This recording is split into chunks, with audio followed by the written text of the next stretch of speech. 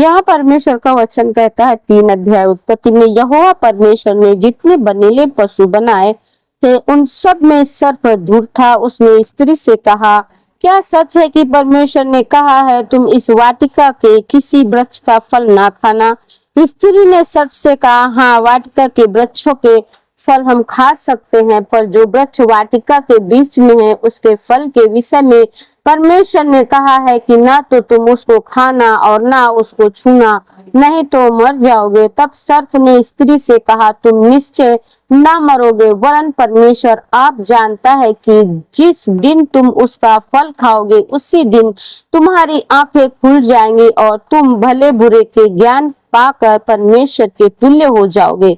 अतः जब स्त्री ने देखा कि उस वृक्ष का फल खाने के लिए अच्छा और देखने में मन भाव और बुद्धि देने के लिए चाहने योग्य भी है, तब उसने उसमें से तोड़कर खाया और अपने पति को भी दिया और उसने भी खाया। तब उन दोनों की आंखें खुल गई और उनको मालूम हुआ कि वे नंगे हैं, इसलिए उन्होंने अंजीर के पत्ते तोड़ तोड़ कर लंगोट बना लिए। तब यहोवा परमेश्वर जो दिन के ठंडे समय वाटिका में फिरता था का शब्द उनको सुनाई दिया। तब आदम और उसकी पत्नी वाटिका के वृक्ष के बीच यहोवा परमेश्वर से छिप गए। तब यहोवा परमेश्वर ने पुकार कर आदम से पूछा, तू कहाँ है?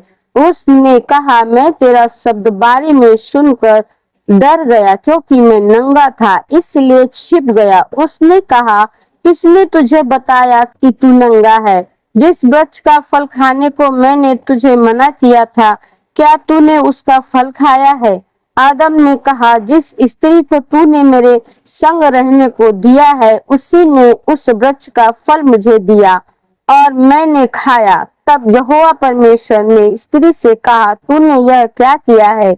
स्त्री ने कहा, सर्प ने मुझे बहका दिया तब मैंने खाया।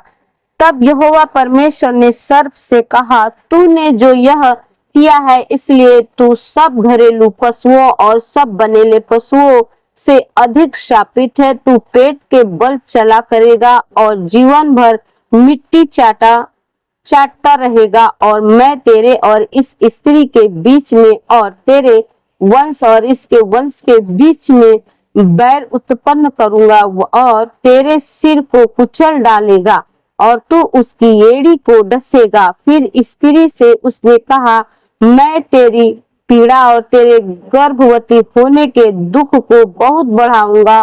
तू पीड़ित होकर बालक उत्पन्न करेगी और तेरी लालसा तेरे पति की ओर होगी और वह तुझ पर प्रभुता करेगा। प्रभु परमेश्वर की स्तुति हो, आमीन।